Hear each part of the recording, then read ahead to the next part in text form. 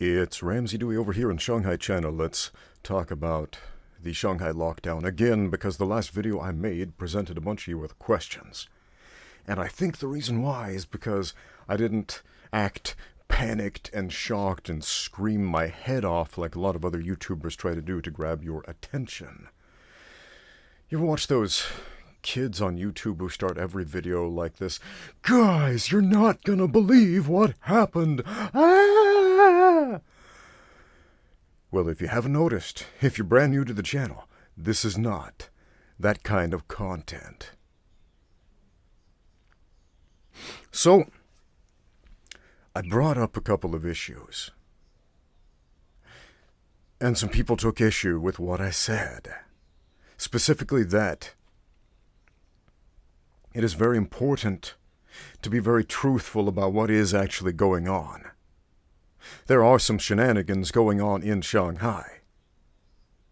And they are not the same as the shenanigans that are being reported. In many cases, they are worse. Take, for example, what a lot of you have heard and keep asking me about is the plight of some cute little cats and dogs. You have heard stories about cats and dogs suffering. And I don't know if these stories are true or not. I have heard some actually worse stories about cats and dogs suffering.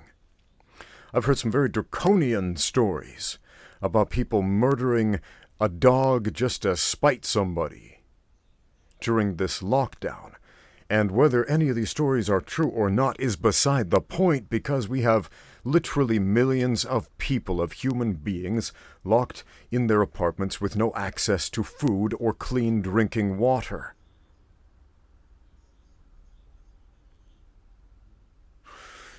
Millions of people are potentially starving right now in this indefinite lockdown without access to food or drinkable water. And the outside world is concerned about cats and dogs. Cats and frickin' dogs.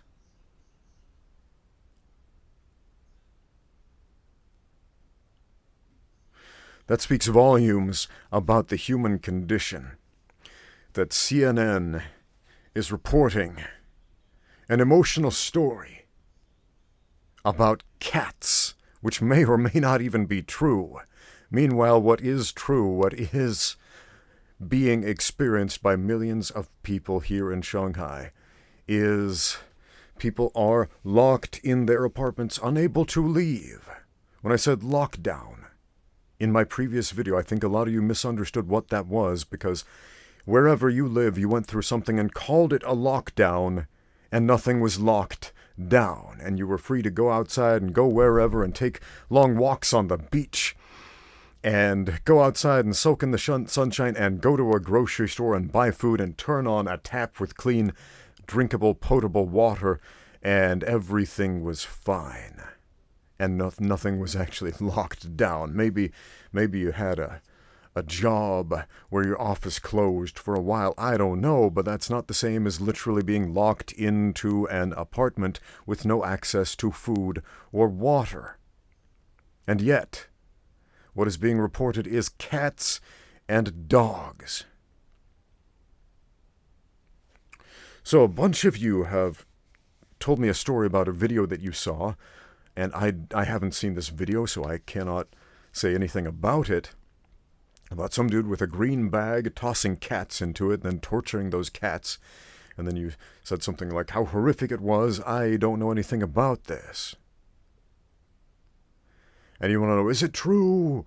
Is some dude out there throwing cats in a bag and torturing them? I don't know, man. But if that is the case, that is far, far, far from the real issue at hand. Unless you hate people. Man, if you love cats more than people, you're an animal, man. I know some folks who actually love cats more than people. Filthy animals, the lot of you.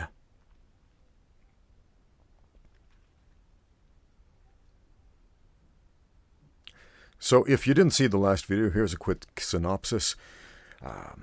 I'm in the city of Shanghai, China, the People's Republic of China. I've lived here for a long time, almost 15 years. 2 years ago, at the beginning of 2020, the entire country of China shut down for about 3.5 months. But it wasn't a strict lockdown. You could still go outside, you could still walk around, but businesses were closed. There was really nowhere to go. And so for the most part, people just stayed home. This is different. This is an actual lockdown, where each individual apartment complex is locked down. Nobody can go in, nobody can get out. And in the case of my apartment complex, we can't even go outside into the garden area. We are stuck in our apartments. We cannot leave.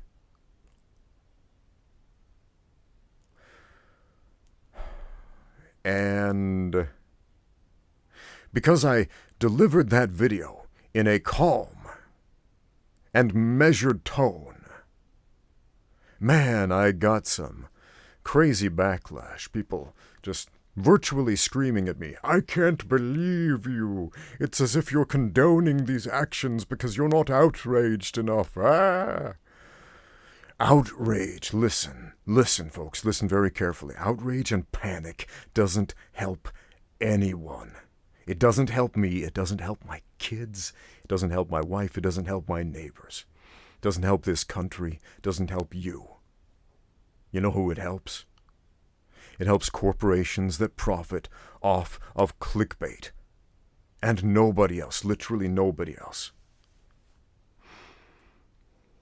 There are tons of sensationalist media people. There are AntiChina bloggers, for example, who unintentionally or intentionally are manufacturing consent for war with China. And probably they are too stupid to even realize they're doing that, too ignorant to even realize they're doing that. They're just placated with ad revenue that rolls in from getting lots of clicks. But the reality is they are manufacturing your consent for a war with China. And let me warn you, mark my words, a war with China would spell the end of the world. The end of the age of man. The doctrine of mutual assured destruction would come to fruition. You do not want that. Do not be so stupid and naive to think that your words and your actions and your misdirection and misinformation does not have dire consequences in the long run.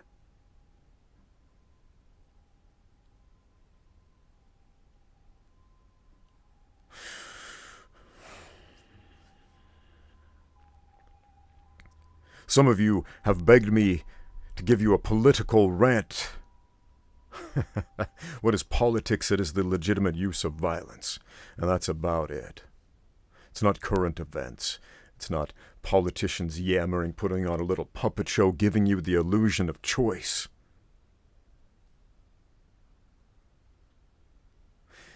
It's the legitimate use of violence, or rather those who claim the legitimate use of violence.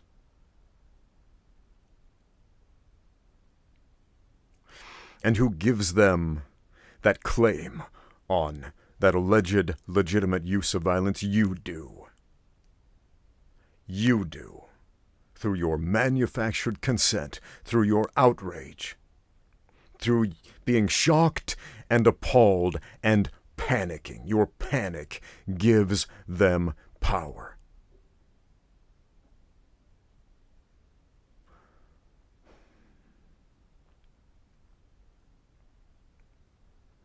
The political game has always been a game of misdirection and misinformation. And that is harmful. Incredibly harmful. I mentioned an anti-China blogger who made a video about the Shanghai Lockdown, and I watched it. And he used footage from other cities from several years ago. He used some footage from Wuhan, when the virus broke out, and he said this was Shanghai presently. He showed some clips of some other cities and said this was Shanghai presently, even though he's talking about other cities, isolated incidences a couple of years ago for the shock value to try to generate clicks and comments to get people to say, "Oh, it's so bad there, I hate those guys, boo." So he can get more ad revenue, and that's not helpful. In fact, it's quite harmful. Why? Because it points people away from the real problem. And we need to fix the real problem. Not focus on imaginary cats and dogs when there are millions of real people who need help. Be honest. It really is the best policy. It might not pay off today, but it will be the solution to make this world a better place. Thank you for watching. Now get out there and train.